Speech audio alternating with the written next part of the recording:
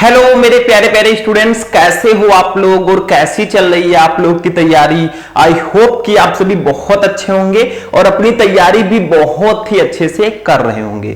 Student, आप सभी को 2025 बोर्ड एग्जाम देना है और इस बार बहुत अच्छा नंबर लेकर आना है, यानी कि आपको टॉपर बनना है।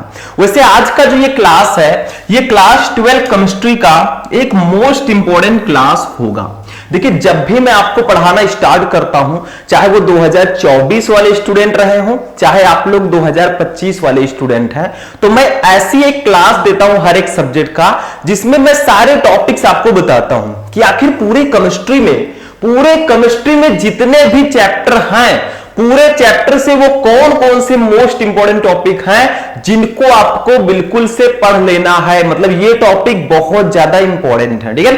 तो आज का ये क्लास 12th केमिस्ट्री का एक बहुत इंपॉर्टेंट क्लास होगा। तो 2025 वाले स्टूडेंट इस वीडियो को ध्यान से देखना, क्योंकि इस क्लास को मैं पूरे साल में सिर्फ एक बार ही देता हूं, बार बार मौका नहीं मिलेगा, ठीक है। देखो, मात्र ये 75 टॉपिक पढ़ लो। पूरे केमिस्ट्री में टोटल 75 टॉपिक हैं जो बहुत ज्यादा इंपॉर्टेंट हैं। इसको बिल्कुल भी मिस नहीं करना, मतलब इसको जरूर पढ़ना है अगर आपको बहुत अच्छा स्कोर करना है केमिस्ट्री में। क्योंकि किसी ने सच ही कहा है कि हिम्मत मत खोना, अभी तुझे तो और आगे जाना है। और जिसने बोला था तुझसे नहीं होगा, उनको भी करके दिखाना है। मतलब जो लोग कहते हैं तू नहीं कर पाएगा, तेरे बस की बात नहीं है, ठीक है, तो वही लोग कुछ बड़ा करते हैं जिसको लोग कहते हैं तू नहीं कर पाएगा, ठीक है। तो देखिए, 75 टॉपिक मैं आपको बताऊंगा। बोर्ड एग्जाम में यही टॉपिक आएंगे, यानी कि इसमें से बहुत सारे टॉपिक आपके बोर्ड एग्जाम में आएंगे। मैं आपको यह बताना चाहता हूं कि पूरे केमिस्ट्री में सबसे इंपॉर्टेंट टॉपिक्स कौन कौन से हैं। तो चलिए स्टार्ट करते हैं, टाइम वेस्ट नहीं करेंगे। इस वीडियो को लाइक कर देना, चैनल पर नए चैनल को सब्सक्राइब कर लेना, ठीक है। देखिए, सबसे पहले हम लोग चलते हैं, स्टेप बाय स्टेप सब कुछ पढ़ेंगे। सबसे पहला चैप्टर हमारा कौन सा है? केमिस्ट्री में हमारा फर्स्ट चैप्टर है विलयन। इसे इंग्लिश में हम लोग बोलते हैं सॉल्यूशन। तो भैया चैप्टर का नाम है विलयन, तो सबसे पहला टॉपिक जो हमारा है ये फर्स्ट चैप्टर से होगा, ठीक है। First is first. देखिए, विलयन तथा विलयनों के प्रकार पढ़ लीजिएगा। What is solution and types of solution आपको पढ़ना है। मतलब विलयन होता क्या है, विलयन के प्रकार, ये कितने प्रकार का होता है, ये जानना आपको बेहद ज्यादा जरूरी है।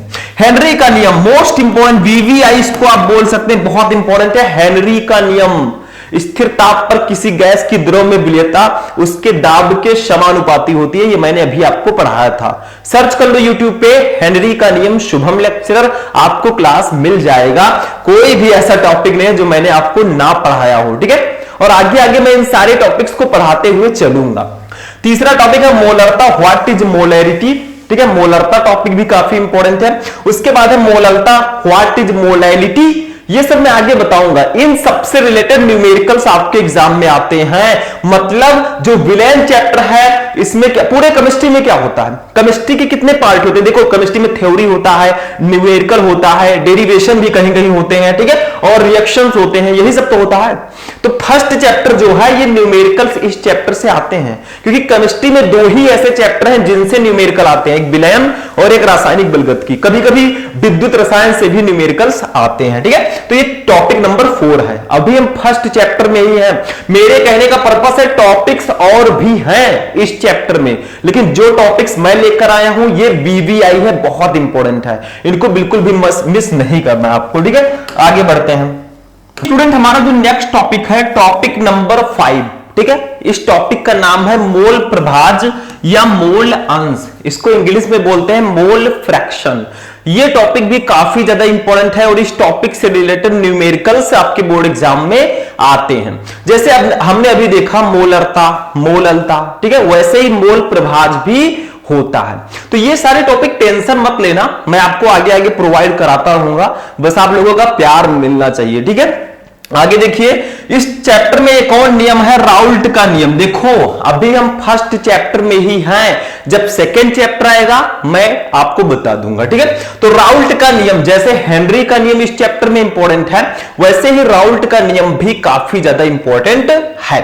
तो इसको भी मिस मत करना, मैं आगे पढ़ाऊंगा, ठीक है। इसके बाद में आदर्श तथा अनादर्श विलयन क्या होता है, ये भी काफी इंपॉर्टेंट टॉपिक है, ये भी मैं आगे आपको बताऊंगा। फिर परासरण या परासरण दाब क्या होता है, ये भी बहुत ज्यादा इंपॉर्टेंट टॉपिक है। तो ये सारे टॉपिक हमारे फर्स्ट चैप्टर से बहुत ज्यादा इंपॉर्टेंट हैं, ठीक है। आगे बढ़ते हैं स्टूडेंट, एक एक चैप्टर के टॉपिक्स को आप लोग समझिए। अब जो 9 नंबर टॉपिक है, ये चैप्टर 2 जो आपका है विद्युत रसायन, इसको इंग्लिश में बोलते हैं इलेक्ट्रोकेमिस्ट्री, इस चैप्टर का ये टॉपिक है। जितने भी टॉपिक मैं आपको बता रहा हूं, ऐसा नहीं कि इधर से सुना इधर से निकाल दिया, नहीं। अगर आप फुल कंसंट्रेशन के साथ पूरी स्ट्रेटजी के साथ तैयारी करेंगे तभी आप बहुत अच्छा परसेंटेज ला पाएंगे, ठीक है। क्योंकि बहुत सारे स्टूडेंट बैठते हैं बोर्ड एग्जाम देने, टॉपर कोई एक ही निकलता है, टॉप 10 में 10 ही स्टूडेंट जाते हैं, ठीक है। तो 9 नंबर टॉपिक है विद्युत चालक के प्रकार। विद्युत चालक क्या होता है और विद्युत चालक कितने प्रकार का होता है, ये आपको जानना होगा, ठीक है। विशिष्ट चालकता या चालकता क्या होता है, स्पेसिफिक कंडक्टेंस क्या होता है, ये भी टॉपिक काफी ज्यादा इंपॉर्टेंट है। उसके बाद में मोलर चालकता, ठीक है, मोलर कंडक्टिविटी क्या होती है, ये भी बहुत इंपॉर्टेंट है इस चैप्टर में। फिर कोलरॉस का नियम, इसी चैप्टर में एक टॉपिक है कोलरॉस का नियम, ये टॉपिक भी बहुत इंपॉर्टेंट है। जैसे हमने फर्स्ट चैप्टर में पढ़ा हेनरी का नियम, राउल्ट का नियम, वैसे सेकेंड चैप्टर में कोलरॉस का नियम है। समझ में आ रहा है, जितने भी टॉपिक हैं आगे आगे मैं बताऊंगा, टेंशन मत लेना, यहां पे मैं ज्यादा एक्सप्लेन नहीं करूंगा क्योंकि हमें 75 टॉपिक्स पढ़ने हैं। चलिए आगे बढ़ते हैं नेक्स्ट टॉपिक। अब देखिए स्टूडेंट, हमारा जो नेक्स्ट टॉपिक है ये जो है ये भी हमारे चैप्टर 2 का ही टॉपिक है और बहुत ज्यादा इंपॉर्टेंट है। टॉपिक का नाम है फैराडे के विद्युत अपघटन के नियम, ठीक है। फैराडे के विद्युत अपघटन का नियम क्या है, ये टॉपिक बहुत इंपॉर्टेंट है आपके सेकेंड चैप्टर में। इसी चैप्टर में इलेक्ट्रोड क्या होता है, इलेक्ट्रोड पोटेंशियल यानी कि इलेक्ट्रोड विभव क्या होता है, विद्युत रासायनिक श्रेणी इलेक्ट्रोकेमिकल सीरीज क्या होती है, ये सारे टॉपिक बहुत इंपॉर्टेंट है। हो सकता है कि जो टॉपिक मैं बता रहा हूं चैप्टर से उनके अलावा भी कुछ टॉपिक हो तो उनको भी आपको मिस नहीं करना है, क्योंकि जब तक तोड़ेंगे नहीं तब तक छोड़ेंगे नहीं। मतलब हमें अगर बहुत अच्छा परसेंटेज लाना है तो आपको क्या करना होगा, सारे टॉपिक पढ़ने होंगे। ये तो वो टॉपिक हैं जो काफी ज्यादा इंपॉर्टेंट हैं, ठीक है। आगे बढ़ते हैं, नेक्स्ट टॉपिक पे चलते हैं भैया, टॉपिक नंबर 17। अब ये भी विद्युत रासायनिक श्रेणी ही है, अभी मैंने बताया। अब जो हमारा नेक्स्ट टॉपिक है 18 नंबर, तेल का विद्युत वाहक बल, ये भी विद्युत रसायन चैप्टर का ही टॉपिक है। तो टोटल इतने टॉपिक है चैप्टर 1 और चैप्टर 2 से जो काफी ज्यादा इंपॉर्टेंट हैं। तो आगे बढ़ते हैं, चैप्टर 3 पे चलते हैं। चैप्टर 3 रासायनिक बलगतिकी, इसे इंग्लिश में हम लोग बोलते हैं केमिकल काइनेटिक्स। स्टार्टिंग के जो 3 चैप्टर हैं न्यूमेरिकल्स इसी से आते हैं, क्योंकि भैया बाकी चैप्टर में न्यूमेरिकल है ही नहीं तो आएगा कहां से। सिर्फ 3 चैप्टर हैं, सॉल्यूशन यानी कि विलयन चैप्टर, इलेक्ट्रोकेमिस्ट्री विद्युत रसायन एंड केमिकल काइनेटिक्स रासायनिक बलगतिकी, इन्हीं 3 चैप्टर में न्यूमेरिकल्स हैं, ठीक है। देखो न्यूमेरिकल्स भी मैं सॉल्व कराऊंगा। 19 नंबर जो टॉपिक है ये चैप्टर 3 से है, अभिक्रिया का दर या वेग क्या होता है, वेग नियम या दर व्यंजक क्या होता है, ये टॉपिक इंपॉर्टेंट है। आगे देखें, अभिक्रिया की कोट ज्ञात करने की विधियां, अभिक्रिया की कोट क्या होती है, इसी में इसको ज्ञात कैसे करते हैं, अभिक्रिया की कोट ज्ञात कैसे करते हैं, ठीक है। समाकलित वेग समीकरण आपको पढ़ना होता है। अर्धायुकाल क्या है, शून्य कोट की अभिक्रिया, प्रथम कोट की अभिक्रिया, नाम तो सुना होगा, शून्य कोट की अभिक्रिया, जीरो ऑर्डर रिएक्शन, प्रथम कोट की अभिक्रिया, फर्स्ट ऑर्डर रिएक्शन, ये सारे रिएक्शंस काफी इंपॉर्टेंट हैं, ये आपको पढ़ना होगा, ठीक है। आगे बढ़ते हैं हम लोग, देखिए इसी में द्वितीय कोट की अभिक्रिया होती है, अभिक्रिया की आणविकता होती है, आणविकता, ठीक है, ऐसे लिखा जाता है। तो अभिक्रिया की आणविकता, ठीक। तो इतने सारे टॉपिक हैं चैप्टर 3 में मोस्ट इंपॉर्टेंट, जिनको हम BVI कह सकते हैं, ठीक है। ध्यान से समझना, नींद आ रही होगी तो पानी लेकर बैठना।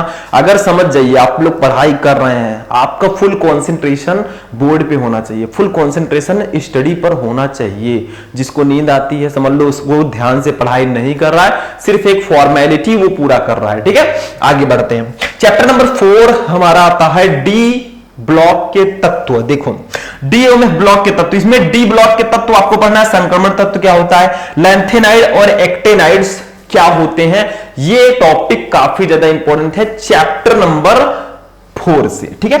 आगे बढ़ते हैं, ध्यान से समझिएगा सारे के सारे टॉपिक। अब चैप्टर 5 पे चलते हैं। चैप्टर 5 हमारा है उपसह संयोजन यौगिक, कोऑर्डिनेट कंपाउंड। इसमें उपसह संयोजन यौगिक क्या होते हैं, उपसह संयोजन यौगिकों का नामकरण कैसे करते हैं, कैसे इसका हम नोमेनक्लेचर करेंगे, ये टॉपिक इंपॉर्टेंट है। लिगेंड्स क्या होते हैं, संयोजकता आबंध सिद्धांत बीवीटी क्या होता है, बैलेंस बॉन्ड थ्योरी, ठीक है, ये क्या होता है, ये टॉपिक काफी ज्यादा इंपॉर्टेंट है इस चैप्टर में। तो देखिए चैप्टर 1 से लेकर चैप्टर 5 तक जितने भी मोस्ट इंपोर्टेंट टॉपिक थे वो हमने कवर कर लिया। टोटल 32 क्वेश्चन, 32 टॉपिक बहुत ज्यादा इंपॉर्टेंट है।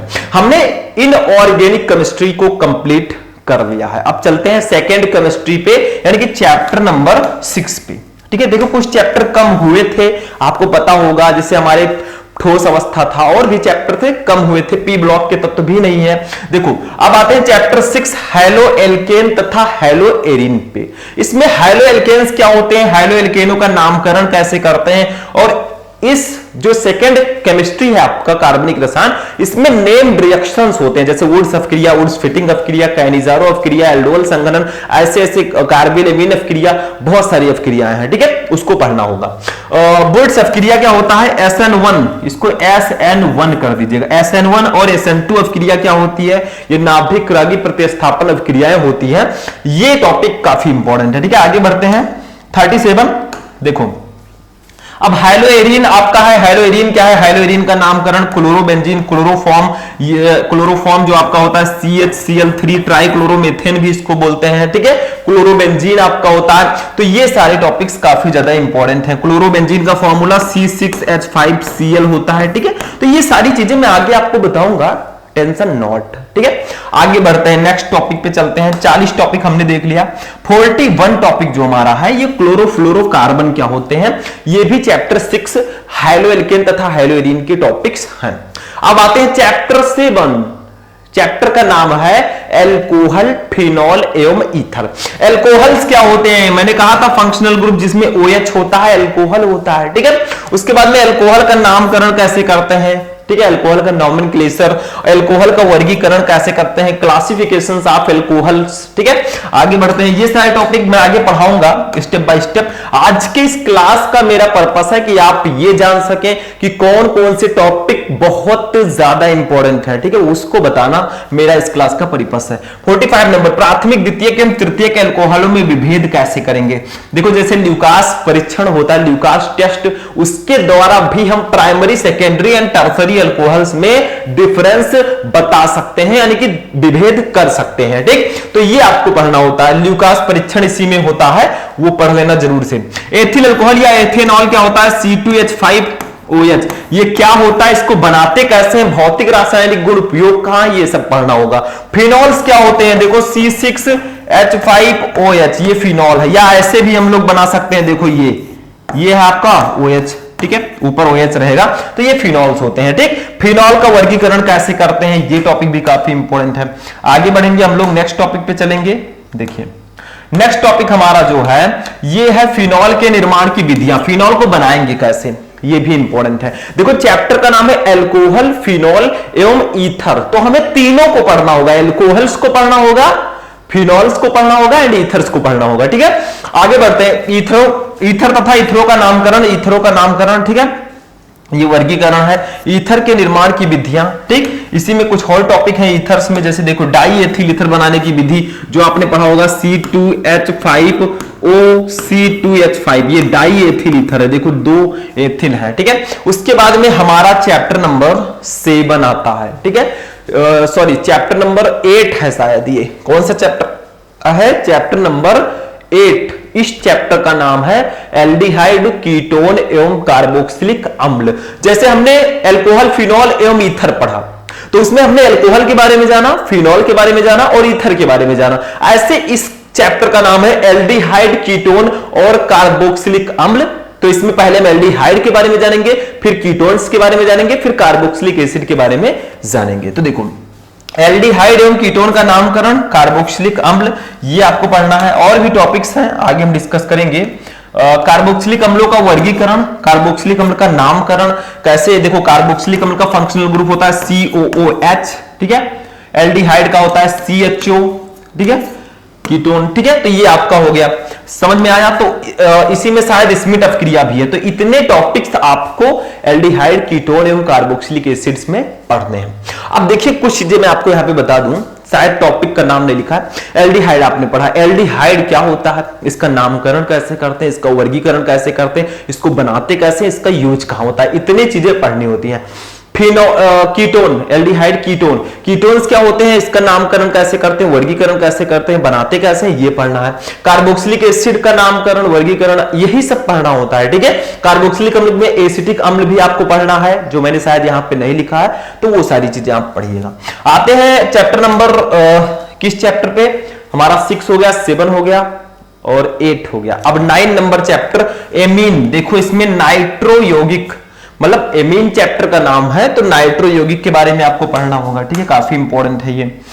फॉर्मिक एसिड के बारे में आपको पढ़ना होगा, नाइट्रोबेंजीन के बारे में पढ़ना होगा, एथिलेमीन को कैसे बनाते हैं। देखो एथिलेमीन C2H5NH2, एमीन का फंक्शनल ग्रुप NH2 होता है, ठीक है, थोड़ा अच्छे से ये हो गया। इसी में हमें डाइएजोनियम लवण को पढ़ना होगा, ठीक है, डाइएजोनियम सॉल्ट।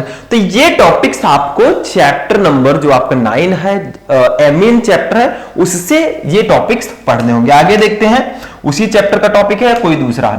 अब आते हैं अपने चैप्टर नंबर 10, जो कि जैव अणु चैप्टर है, बायोमोलिक्यूल्स, मतलब जो हमारे अंदर बायोमोलिक्यूल्स होते हैं उनके बारे में हमें इस चैप्टर में पढ़ना होता है। वही टॉपिक्स हम इसमें जानेंगे। जैसे देखो कार्बोहाइड्रेट्स क्या होते हैं, कार्बोहाइड्रेट्स हम लोग एब्जॉर्ब करते हैं, हमारे शरीर में कार्बोहाइड्रेट होता है ना, सबको पता है। डाइसैकेराइड्स क्या होते हैं, ये भी है।